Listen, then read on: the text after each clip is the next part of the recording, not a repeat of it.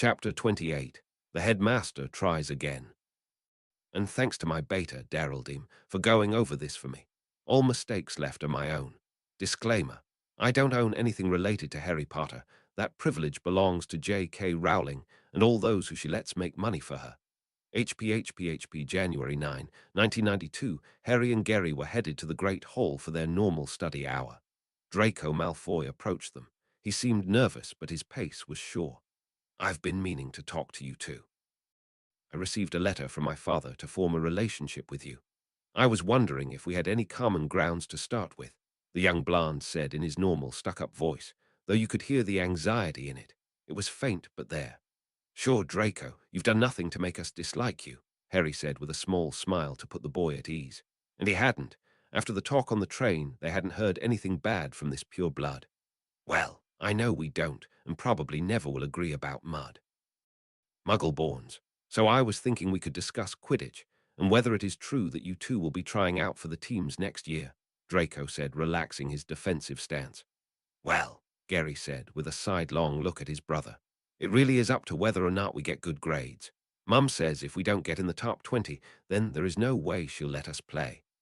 They had talked about it with their parents after all the rumors had been spread and that blasted article had been printed. It was decided that they should both try out for the same position next year, and even if one of them didn't get on the team, then at least they showed they tried. "Really?" Malfoy asked, getting excited. "Which position?" "Seeker," they both replied. "Me too," Father said, "the same as your mum. I have to do well in my studies, and he would get me a new broom just to try out." "That's great, Draco," Harry replied. His parents had said the same. He looked at his watch and said, "We've got to get going. How about we talk about this tomorrow at an earlier time?" "I can't," Gary said with a shake of his head. "I promised Dean that I would help him with his transfiguration tomorrow." "It's okay, Gary. I'm sure me and Draco can carry on a conversation without you." He smirked at his brother. "Prat," Gary said, shoving his twin's shoulder. Draco looked on wistfully. He had always wanted a sibling. His father was content with one child, though. The three parted, and Harry and Draco did have their talk the next day. Though it didn't stay with Quidditch, somehow politics was brought up, but there were only discussions and no arguing. They agreed to disagree and parted good-naturedly. It was about 2 weeks after the break when Professor Flitwick came and gave Harry a note that stated that the headmaster wanted to see him after dinner and that he had enjoyed a good piece of fudge over the Christmas season. Having talked to Gary about the strange note, he was told that was probably the password. He, of course, asked his head of house to accompany him. The diminutive professor came to him when desserts were over, and they made small talk about charms and how Harry was doing in that class on the way to the office. Giving the password and going up the winding stairs, Harry took a deep breath and knocked. Upon hearing "Enter," both professor and student went into the office. Dumbledore was sitting, as always, behind his cluttered desk. "Ah, Harry, come in, have a seat. Thank you for bringing him, Phileas. You may leave," the old man said, waving them into the office. Harry took the chair on the right and sat straight with no slouching and not relaxed as his brother had. "You know better than that, Albus. I will stay with my student," Flitwick said, taking a seat next to Harry. "Of course, though it saddens me so that young Harry doesn't trust me," Dumbledore said in a disappointed voice. "Can you really blame me, sir? After all, you did try and make me and Gary squibs," Harry said, and noted the genuine surprise that flitted across the headmaster's face. Maybe he really didn't understand magical twin bonds. "I don't understand, Harry, my boy. I would never want to hurt you or your brother." Hurt was predominate in that grandfatherly voice, though there was surprise as well. Dumbledore ran his hand through his beard and wondered if what Harry said was true, though he had doubts. If so, then his plans would have to be changed. "If you had listened to my mother when you tried to separate us at a young age, you would have known that separating me and Gary would have strained our magic. It would have continued to search for the missing twin if the distance was great, and had you succeeded then the strain would have been too much, and it would have left us as squibs," Harry explained, hoping this man finally got it through his head and left his family alone. He doubted it, but one could hope. "Would that happen were you to be separated now?" Dumbledore asked, then holding up his hands at the affronted faces in front of him. "Not that I want to do that, just an old man's curiosity," he quickly backtracked. It would happen even faster now. Gary and I are very tightly bound, Harry said in a very firm voice, his eyes narrowing at that conniving man in front of him. Well, on to other topics. I noticed that there are quite a few Slytherins in your study group. Are you sure that is wise? I thought you wanted the houses to get along, Headmaster. I don't understand what the issue is, Harry asked. His head of house also had a curious look about him. Albus had been campaigning for years on inter-house relations. What was he up to now? Oh, I do. I think it is wonderful that you are getting on so well with all the houses. My concern is that someone may think you are going dark. After all, these are well-known families that are not, as they say, on the light side, Dumbledore explained. Nor are they dark. All the students' families in our group are neutral and have been for centuries. They do their best to stay out of the wars and promote peace, Harry said, defending the students. Most of the Slytherins that were in the study group were half-bloods and had a hard time in their house. The group was a reprieve for them. I also noted that you had a conversation with young Draco. Would you care to tell me what it was about? Dumbledore asked, leaning forward, hoping to hear something that would further his cause. He would have to do research on the twin bond. If what young Harry said was true, then perhaps he would have to stop trying to separate them, until he could find a way to prevent Gary from becoming a squib. He was still certain that the bond would lessen Gary's power. The boys' grades and performance in their classes confirmed his belief. Not that it is any of your business, but Draco and I were merely discussing Quidditch and political points of views. He's still under the impression that Muggle-borns should not be invited to the wizarding world, and I tried to dissuade him of that notion. We agreed to disagree and parted amicably, Harry answered with a shrug. He had actually invited Draco to come and visit over the summer, but was turned down. Be that as it may, it might make your brother look bad that he is seen consorting with a non-light family, Dumbledore said, looking over his half-moon glasses in mild reproof. Headmaster, you do not have a say in who my brother and I decided to consort with. Most of the people in our group have been friends with us for years, and we are not about to abandon them now that they are sorted into Slytherin. All houses are welcome to study with us. And if we decide that we want to try and make pure blood see that they are wrong, where is the harm in that? It was the note of finality in Harry's voice that caused the headmaster's shoulders to slump in defeat. Harry had kept his speech formal throughout so that he would be taken seriously. Albus, you know better. I would have never thought you would stoop so low as to dictate who any of your students could befriend. It is outside your role as headmaster. Professor Flitwick finally joined the conversation. Alas, it was not a dictation, merely a suggestion. You are correct, and I apologize to you, young Harry. That is not what I meant it to come across as, the old man said, making placating gestures, though you could see there was no twinkle in his eyes. I don't really trust you, sir, but I accept your apology. I still think you are trying to split me and Gary up, to try and make sure I don't steal his power. If I were you, I would stop trying. It is not going to work, Harry said, and stood up and headed for the door. Flitwick threw a hard look at his employer and followed his student. Harry told his brother mentally about the meeting, and they decided that they would start to hang out together more. Later that week, one of Sally's ghost scouts came to Harry and told him about what Dumbledore tried to push in the board meeting.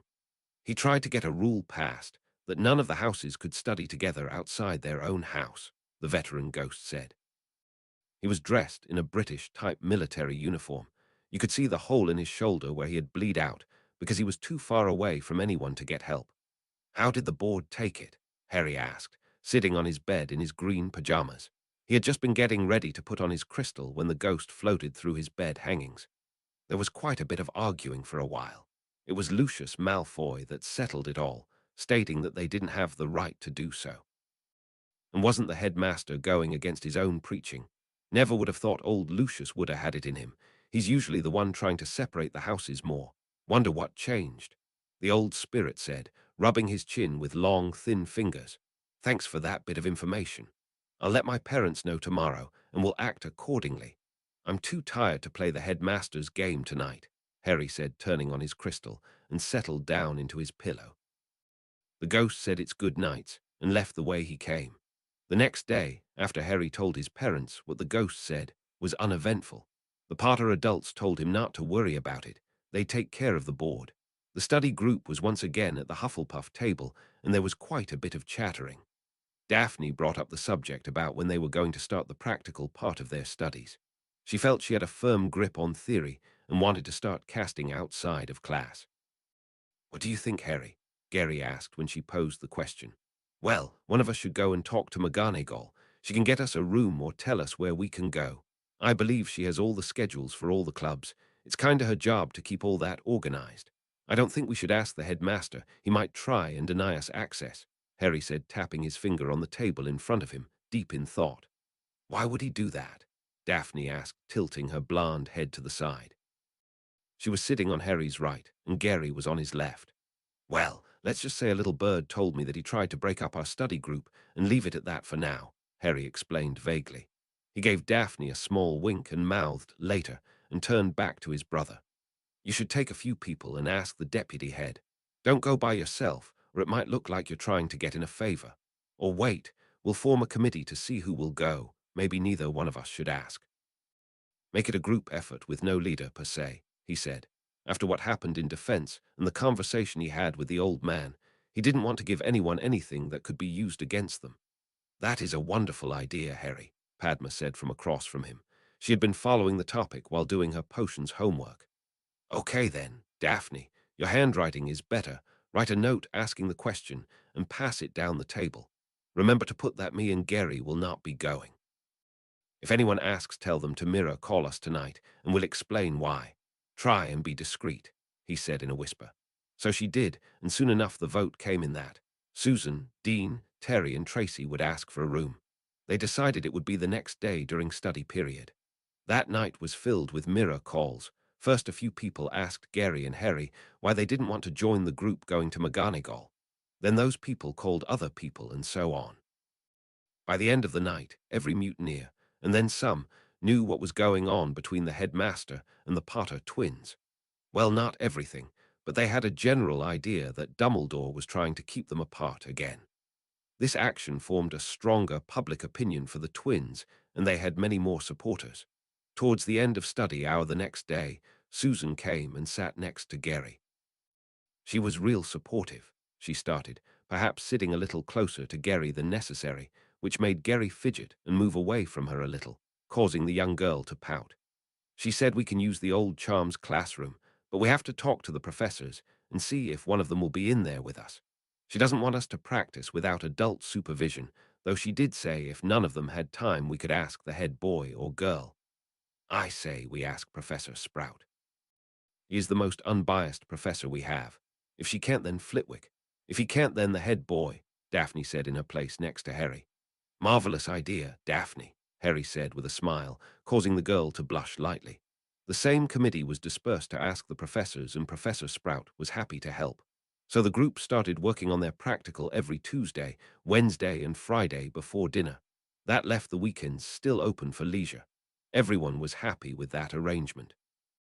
Chapter 29. A Day at the Park. And thanks to my beta, Darreldeem, for going over this for me. All mistakes are my own. And I've never been out of the States, though I have been to quite a few amusement parks in my day. I've never been to one quite like Chessington World of Adventures. So I am going off what the internet says was available in the 90s, and won't be going into too deep of a description. Noted. A reviewer let me know that rides are free in the park, so I had to change that. Disclaimer. I don't own anything related to Harry Potter. That privilege belongs to J.K. Rowling and all those who she lets make money for her. HPHPHP, a short narrative the rest of the year had been uneventful. No new rumors floated about, and the headmaster left Gary and Harry alone. They didn't expect it to last the next year, but they had kept their noses clean and gave him no ammunition. Though their study group had grown quite a bit, there were no new mutineers. They did invite some of the new people to come and play in the game room, and the Hawkinstamp siblings commended its value. So they had many takers. The Potter Manor would see lots of traffic this summer. Minor pranks were played, nothing too embarrassing, just enough to get a laugh out of everyone and keep the relationships they were trying for going. Things like hair color changes or robes shorted. They kept the pranks in-group for now, so they couldn't be accused of targeting anyone. They even reined the Weasley twins in. Ran and Seamus grew further apart from the mutineers, and the twins hoped it didn't cause trouble in the future. They liked the other Weasleys and wanted them to stay with the group, but if Ran kicked up a fuss, then Mrs. Weasley might stop letting her twins hang out with them. Ginny would be coming to Hogwarts next year, and while she had gotten over her crush and star-struck ways, she still hadn't shown which group she was more likely to hang around. The boys finished in the top 15 of their class, with tie scores, Harry better in defense and Gary better in transfiguration, letting some of the other mutineers get ahead of them. They had planned it that way ages ago. The pro-security group knew why and took complete advantage of it. Susan and the Weasley twins were inducted into the pro-security. They were given the basics in occlumency, which Susan already knew, and let in on all the secrets. They were each given a new map and mirror. Fred gave the old map to Lee Jordan, who was thrilled to have it. Fred had first asked James and Sirius if they wanted it back, and was told to give it away and keep the legend going. They were hoping next year that Lee would be a part of the mutineers. This year, they weren't recruiting anyone for fear of Dumbledore spies. Always remembering Peter was the motto for new recruits. And even though the Weasley twins vouched for him, they stood firm by that rule, but told them they would see how the summer went. Gary had made a few ventures with some of the purebloods, always treating them as future business partners. Harry was even approached by a few and gave the same response. Draco had taken it rather well, especially after a letter from his father telling him he did well. They never became friends, just sociable acquaintances. The hunters continued to look for the Horcruxes, but had yet to find another. They had a rough idea what a few might be, thanks to Augusta's tease. They knew they were looking for founder items. They asked Sally to ask the founders about them, but even the founder spirits never knew what happened to them after they died. The Monders decided to hold off on animagus training until the youngest mutineers had at least 1 year of transfiguration under their belt. After a few weeks during the summer, which wizard-raised children and teens came to the house and looked on the internet, they decided that it was time to take them to the Muggle world. They showed them how to dress and picked a date. July 11, 1992. Come on, boys. Everyone will be here soon. Lily called up the stairs. It seemed like she was forever saying that. They were all leaving at 9 a.m., and it was 8:15 now. They were taking a large group of wizard-raised kids and their parents to Chessington World of Adventures, along with some mutineer parents and the Godfathers. The mutineer kids, except Daphne, Astoria, Tracy, and Susan, decided that they would stay home this time and let the Potters and their parents handle it, as long as pictures were taken. They would go on the boys' birthday. The girls decided that they wanted to join this venture since they were unable to join the birthday celebration this year. Just the kids went, as the adults had other plans, and they trusted the Potters. The Potters and Sirius were paying for everyone to get in and food, but if anyone wanted to play the games or buy souvenirs, then the person had to pay for it themselves. They had explained the non-magical money system and hoped everyone remembered. "Coming, Mum Lily," was the reply she got. The usual noise followed. Harry came down first, dressed in tan shorts and a plain green t-shirt with sandals on his feet and sunglasses on his head. Gary followed wearing dark brown shorts and a red t-shirt, also wearing sandals and sunglasses. James followed the boys down. He was attired in black trousers and a white polo shirt with white socks and trainers. Lily, who was wearing a simple floral sun dress and sandals, huffed at them. "What took you so long?" she asked, guiding Harry into the kitchen to hurry him along. The other two followed, not wanting Lily to get more upset than she already was. "We didn't want to look alike today, but we had to keep changing, because every time we came out of our rooms we were dressed alike. Finally I said, 'Let me dress, and then I'll come to you and you dress different,' and it worked." "Sorry, Mum," Harry said self-consciously. It was true, after dressing the same way for most of the years, they still hadn't got into the separate mindset.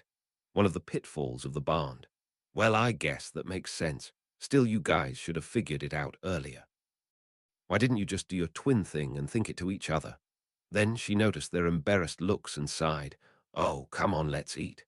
She didn't even ask James what took him so long. He probably had his heart set on a shirt he couldn't find. They had a quick breakfast of tea and pastries. There would be food where they were going, so they didn't fill up. At 8:30 a.m. people started arriving. When everyone was gathered, They made sure everyone was dressed appropriately, slathered in sunblock, and that they had non-magical money and knew how to use it. Wands were to be left in purses or backpacks. They had been going to make them leave the wands behind, but there was too much protest. Everyone chattered excitedly as they exited the manor and got into the bus that the Potters had rented for the day. The driver was a muggle-born and was tickled to be driving such a large group of wizards. Plus, he was paid for the day and could enjoy the park. After many comments on how much more comfortable the seats in this bus were compared to the night bus, everyone finally settled, though there were complaints that it was much slower. When they arrived at the park, the wizard raised were in awe. They eyed the large crowd of non-magical people. There were more muggles here than there had been wizards at the Quidditch World Cup. Well, that's what it looked like anyway. Where did they all come from? Lily assured them that this was not a special event, that it was a weekend, and this was the normal summer crowd for the park.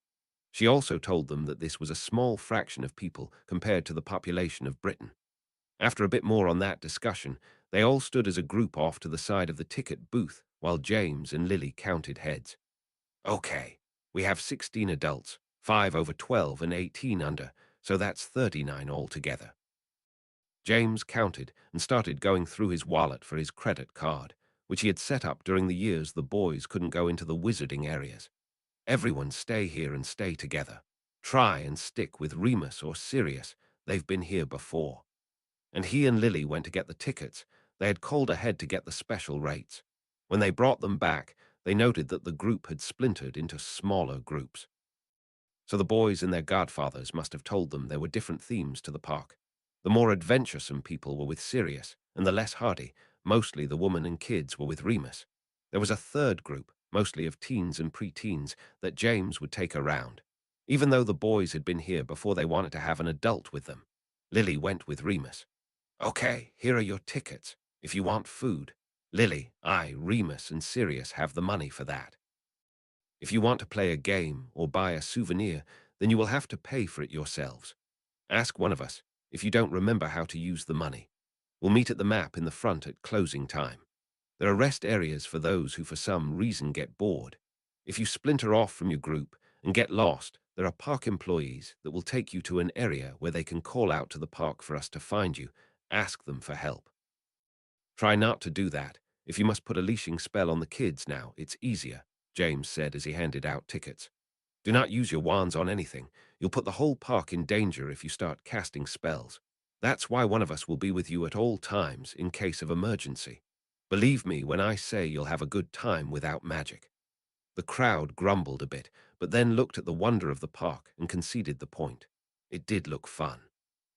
They took the tickets and went inside the park. Many could be heard to ask if it was magic and were informed that no, it wasn't, just good old Muggle technology. They looked at the map and decided where they wanted to go. Remus group went to the zoo first. They'd go to the kiddie rides when they were through there. Sirius group went straight to the Transylvania area to ride the roller coaster, while James group decided to start with the market square and work their way up. Harry, Gary, Susan, Tracy, and Daphne decided to stick together, though they didn't part from their group. They just were off to the back so they could take in the sights better. They were getting a kick out of the other teens' faces. Astoria went with Remus group to the zoo. She wasn't a thrill seeker. So what do you think, Daphne? Harry asked the blonde girl, who was dressing similar to him in tan shorts and a green top. This is wonderful, to think all of this and no magic. Are you sure the rides are safe? All that metal and noise makes me think they will break down any minute, she asked, giving a wary eye to the merry-go-round. Tracy just grinned at her friend. She'd been before and tried to explain it all to her, but Daphne didn't believe it. Yeah, these rides have been operating for years. They make sure they're safe every night, Harry answered. I think they look like fun, Susan said. She was also dressed in shorts and top, but hers were in shades of pink. You could tell neither girl got out in the sun very often as they both had pale white legs. Tracy's, on the other hand, had a light tan. Let's go on the merry-go-round, Gary, Susan said, turning to the twin on the left of her with big pleading blue eyes.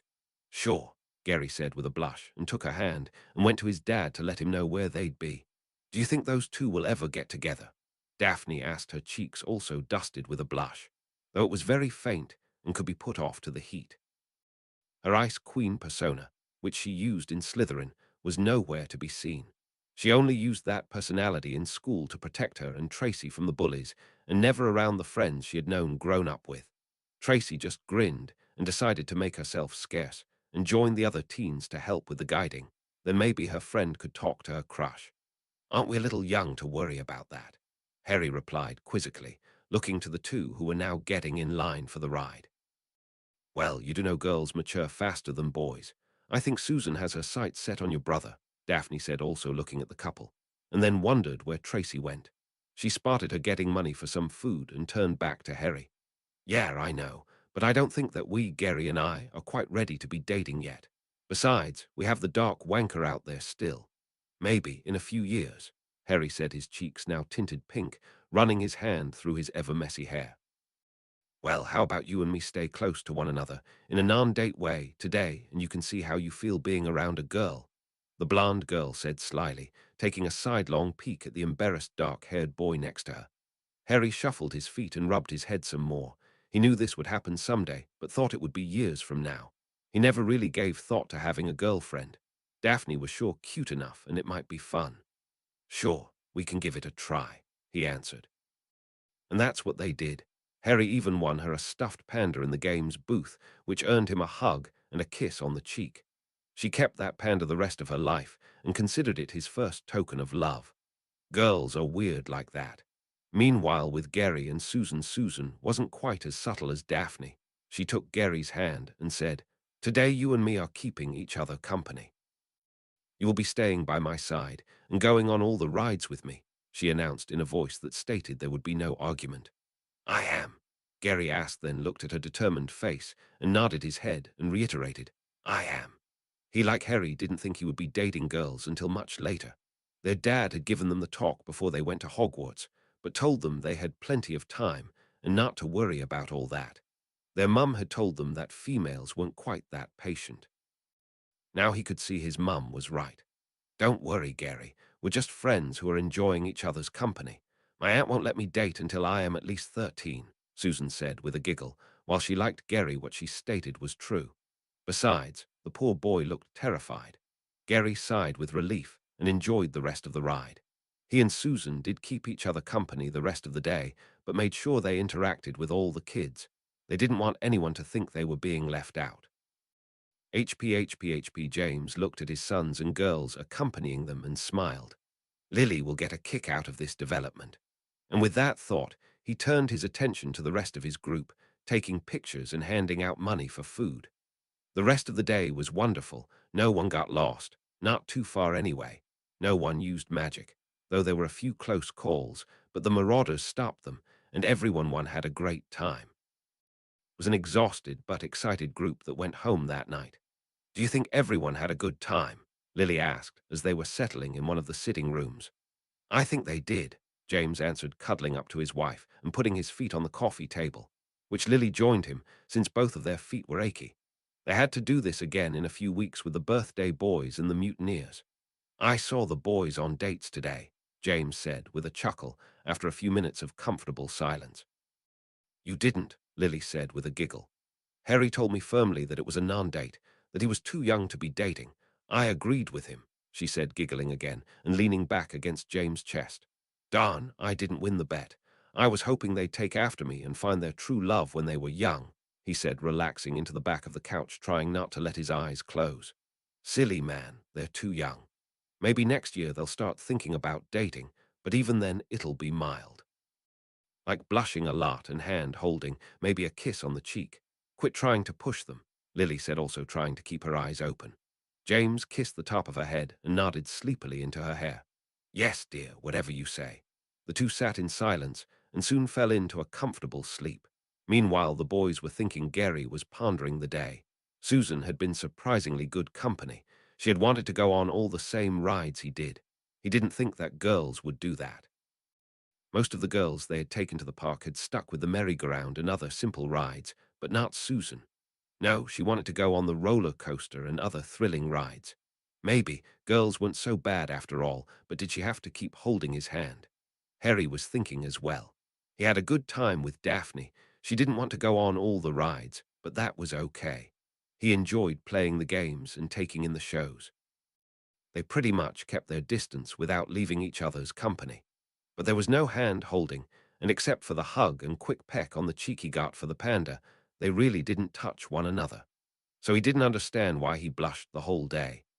Soon, the two boys drifted off to sleep with Pandora's voice echoing in the air, giving them sweet dreams of future relationships. Chapter 30. Will you stand by me? And thanks to my beta, Darreldeem, for going over this for me. All mistakes left are my own, especially since I have a bad habit of adding things and not sending it back to him. Disclaimer. I don't own anything related to Harry Potter. That privilege belongs to J.K. Rowling and all those who she lets make money for her. HPHPHP, August 3, 1992, Harry and Gary had called a special meeting of all the mutineers. Harry had gotten a strange visit from a house elf named Darby on the night of his birthday. Darby had warned Harry not to return to Hogwarts. He said bad things were going to happen and that Harry was in danger. So the boys called a meeting. It was going to be with all the kids and adults. They decided to have the talk outside, where everyone would fit. The only families not invited were the Weasleys and the Finnegans. The Dunbars, the Jamesons, and the Jacksons were invited as long as they took an oath that what was discussed would stay private. They agreed that if it was to protect their children, they would hear the Potters out and do it just this once. But if it didn't work, they would pull their children from the group. Everyone sat at a large conjured round table. Tea services were scattered about every third person or so. The kids sat with their parents, and everyone was talking loudly, catching up on what they'd been doing over the summer, when James stood and called out, "Can I have everyone's attention, please?" The crowd went silent, and all heads turned to James. "Thank you for coming on such short notice. Everyone here took a small vow that this meeting will be kept here and not talked about outside of anyone at this table, even the children. Now Harry has something to say." He indicated his son, who stood and shuffled his feet a little as all heads turned to him. "I was going to bed the night of my birthday. When I got to my room, there was a house elf bouncing on my bed. I don't know who he belongs to, but his name is Darby." Natalie Greengrass stood to be heard. "That's the Malfoy's elf. Why would he be here? You guys aren't affiliated with them." And she sat and waited for the answer. "He said he came to warn me that something was going to happen at Hogwarts this year. Something bad and dangerous. He didn't want me to go back, so I'm thinking it has to do with me, but he did indicate that the whole school would be in danger. Now we at least know to look out for anything Malfoy SR does," Harry said, nodding his head in thanks for that important piece of information. "I don't want to blame a kid for anything, but Mr. Malfoy might give or say something to his son, so watch him as well." He regained his seat and let the adults take over. Everyone got a thoughtful look on their face. The Malfoys had been playing the good card lately. The adult Malfoys had been standing up for the Potters and making charitable contributions. With this warning, though everyone now knew they were blowing hot air. "Why did he come to you? How did he know you'd be in danger?" Eric Davis asked. They had all been told that no one knew who survived the killing curse that night. This information confirmed a lot of the group's belief that it was Harry. "The Potter elves must have spread the word. They think it's me who survived," Harry answered from his seat with a shrug. He knew the elves knew when he and Gary were born, but this was all the explanation he was willing to give at this time. "We need to tell Dumbledore there is danger to the children. It is only right. He is in charge of the school after all," Cherry Dunbar said harshly. "We already told him that we received warning that something was going to happen at the school. It was the first thing we did. May not trust Dumbledore with our family, but like you said, he is in charge of the school," Lily said compliantly. "Oh," was all Cherry said as she sat down, her cheeks a little pink. When it came to the headmaster, it was always hard to tell how the Potters would react. "Yes," James said, standing. "That was not the part we wanted to keep a secret. No, what we are about to suggest is what we want made you take the vow for. We've been training the boys in wandless defensive magic since they were toddlers. They want to teach the mutineers more than what they already know. They want to teach them to defend themselves. We don't want that getting out. It'll only hurt them if the press were to get a hold of it. People will think we're trying to raise a children's army or some stupid thing like that. When all we want to do is give them a fighting chance to get away from an enemy, and that's all the boys will be teaching, defense." The kids broke out in excited whispers. Those that were especially good at wandless magic were extra happy. The parents were a little more cautious. They were talking among themselves and their kids, weighing the pros and cons about this new suggestion. Most were all for it. The Potters hadn't led them wrong yet. There were a few families that weren't quite sure their children were ready for such a task. How will you get away with teaching the whole group under the headmaster's nose? Wayne, SR asked above the noise, which caused everyone to quiet down a little. That's the beauty of it, we won't, Sirius said with a huge smile on his face. This caused the noise to rise again as questions were being tossed in confused voices. James held his hands up for silence, and after a minute it was granted. Thanks, Padfoot, for the confusion, Mark scolded his friend, and then turned his attention back to the group. Harry and Gary already know what needs to be taught. What we're planning on doing is drawing numbers. The highest number will be taught by them. They in turn will teach the next set of numbers, and so on. No more than 6 students at a time will be grouped up. That way there's less chance of being caught. Most of you know where there are classrooms that are never used, so take whoever you're teaching to one of those rooms and do your training in there. That is a damn good idea, Frank said, smiling. He too was always happy to get one across Dumbledore. Alice and Neville nodded next to him in agreement. What I don't understand is why we can't tell Dumbledore, Cherry asked. While she took the vow, she still was a firm supporter of the headmaster. Look, Lily answered, standing next to her husband and putting a hand on his arm so he wouldn't start snapping at the poor woman. We understand that Dumbledore is a good man, but he has tried to stop this group from meeting ever since we formed. He doesn't like that he's not in control. He never will. To him, he's the only one to lead the fight for the light. We don't agree. We feel that everyone should have a chance at fighting and protecting themselves on their own terms, to think for themselves and not mindlessly follow anyone, not just him. If you disagree, then you can tell your children not to participate, but we have been friends for many years and wanted to offer you this opportunity. Yes, James said, much calmer now. We have shown time and time again that we consider all of you at this table friends. Many nodded. If there was one thing that could be said about the Potters, they did want equality among everyone they considered friends. Even after the mutineers were split, they still invited everyone to the parties and outings. No one was left out of the festivities. The Weasleys and the Finnegans withdrew their families on their own prejudice.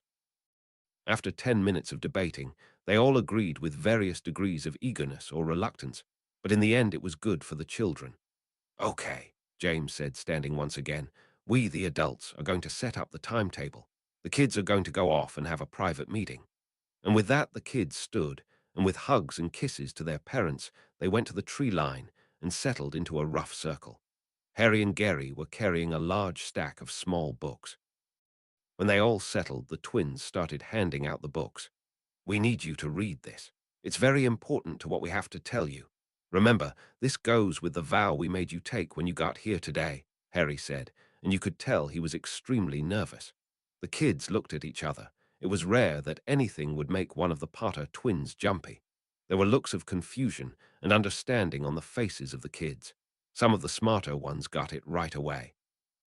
The book was Lily's research on Parselmouths. Soon the small books were read, and some just laid them in their laps, others put them to the side. They all held their breaths to hear what the twins would have to say. I can see some of you understand why we wanted you to read this. For those of you that don't get it, well, you see, I am a Parselmouth, Harry whispered, and talking started all at once.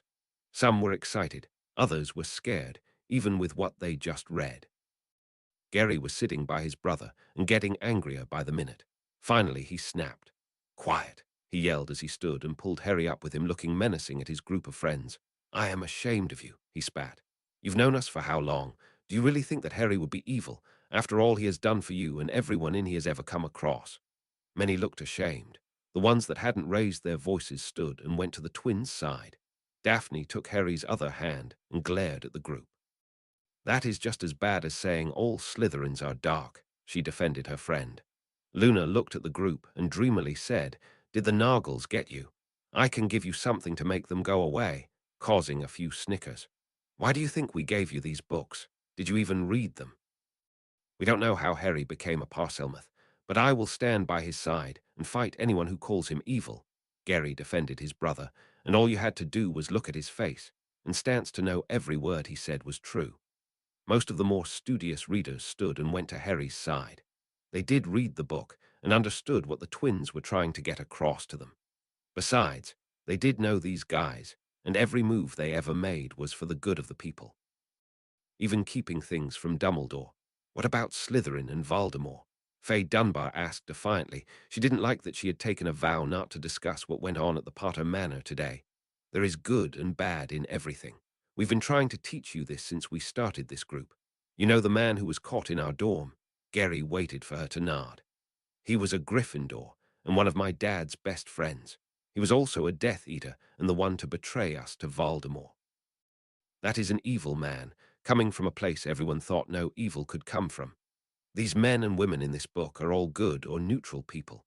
Most of them are healers or potion gatherers. They never harmed anyone. The one thing they have in common is they are all Parselmouths, Harry said shyly. He knew it would happen, and he knew this might split the group further. But Sally had warned him that keeping the secret any longer could be worse. Harry, Daphne asked, bringing his attention to her, why didn't you tell us sooner? I was not upset that you are a Parselmouth. I was upset you kept secrets. Many nodded with that statement. I was scared, Harry said simply. And judging from the reaction of all of you, he had every right to be scared. Gary defended his brother yet again, still glaring in defiance at the ones not standing by their side. Harry looked up and with pleading eyes looked at the ones in front of him. This will get out one day. There is no stopping that. When it does, will you stand by me? Tears were dripping down his face. He thought these people were his friends. We have always stood by each other in this group. When the bullies picked on Luna for being different, we stood by her. When they picked on anyone in this group, we stood together. Why would this be any different? Gary asked, pulling Luna from behind him and hugging her to his side. Neville gave the younger girl a one-armed hug. She just smiled, that vacant smile of hers. More kids stood and went to Harry's side. They apologized and patted him in the back in support. Only 2 kids were still unsure. What can we do to get you to stand by our side, as we would stand by yours? Harry asked, his face clear of tears, but not the hurt. I don't know, Faye confessed, torn between something she always believed and standing by her friend who had always backed her when she needed it. Why do you believe Parselmouths are evil? Gary tried a different tactic. My mum, she said anyone who can talk to animals is evil, the young girl confessed. And you, Leanne, what makes you think that? Gary asked, taking up the role of spokesperson so his brother could calm down more. I don't know, the Bible said snakes are evil, she said, shocking everyone. Christianity was something they all heard about, but they didn't know there were any in the group. It says the same about witches, Gary countered. I know, Leanne said, hanging her head. I won't ask you to go against your beliefs. I wish we had known sooner, and then we would not have told you this and caused you confliction. All we ask is you don't tell anyone, Gary said sadly. If Harry shows me that he will use this language for good, I will stand by him, Leanne said, raising her head and looking at the torn young man she called friend. How can I do that? You only have my word on what I am saying to a snake, Harry asked, looking the girl right in the eye. If you want, I can take a vow right now that states I will never turn evil. That way, if I do go dark, I will lose my magic and can't do anything against the people. He offered, much to the protest of the rest of the group, the loudest being Gary. But, he said over the noise, if you make me do that, we will never be as close as we were. None of this group will trust you with their secrets, since you don't trust us. Leanne and Faye hung their heads again.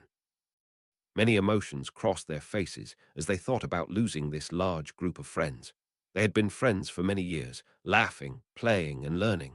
They knew that had they not been friends with the Potters, and by extension the rest of the mutineers, they never would have learned as much as they did. Can we think about it? Faye asked tentatively. Of course, Harry said, giving them a small smile of encouragement. Remember your vow, no one can know. The 2 girls nodded their heads, and the group sat down once again. Daphne staying by Harry's side, though she wasn't holding his hand anymore. Now that the heavy stuff is out of the way, Gary said, changing the subject as he cast a wandless spell to retrieve the books. There was no point in leaving them laying around, not yet anyway. We need to talk about what Darby told Harry. Did he tell you what danger? Neville asked from his seat to Gary's right. No, he just said great danger was going to be at Hogwarts, Harry answered. Well, that's extremely unhelpful, Wayne Jr. huffed. How are we supposed to be on the lookout if we don't know what we're looking for? Well, we do have one secret weapon, Harry said with a small smile, still hurting from the previous discussion. You know all the ghosts that showed up on Halloween? Nods were seen around the group. They're spies. His grin widened, and more smiles broke out among the children. That's bloody awesome, Terry said with a huge grin on his face. He had made friends with some of those ghosts. They were helpful in history studies. Many others voiced their agreement. So if something were to happen that we can't explain, then we tell a ghost, and they will go looking after ours to see what they can find. Do we tell a professor? Faye asked shyly, not wanting people to glare at her again, but still she was all for telling Dumbledore. Yes, of course we tell one, Harry said, looking straight at her. Anything that protects the students should be shared immediately with one of the staff. We would never hide something like that, Gary said a little more firmly. He was not going to forgive as quickly as his brother. The maps were not discussed, as not everyone had one, but the mirrors were incorporated into their plans. They reminded everyone of the mirrors in the classrooms and stated that if they saw anything unusual then, they should use them to inform the staff right away. This group would be used as a sort of neighborhood watch, not getting involved in a fight unless they had to, just staying alert and sounding an alarm if they see something.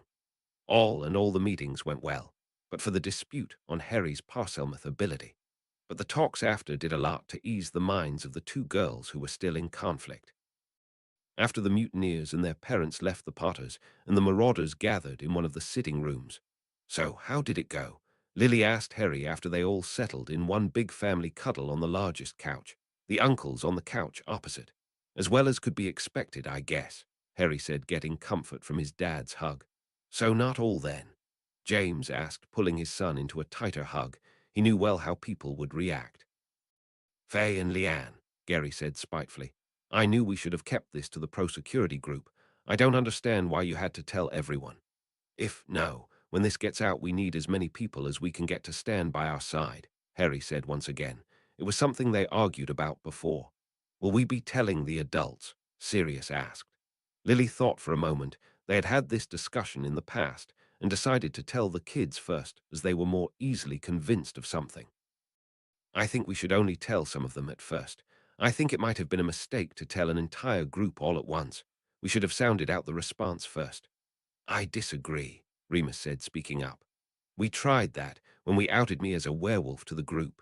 If we had told everyone at once then, the group mentality would have swayed more at once. As it was, there were a lot of arguments that never would have happened to get everyone on our side. It took months to get everyone to understand that I'm not a dark creature. Some of them still look weirdly at me. Remus it right, Sirius said, supporting his friend. He too remembered all the quarreling. This way, there are only two of the kids that need to be talked around or split from the group. They talked about it some more, and it was agreed that when the kids went back to school, the Potters would call the parents together and let them know.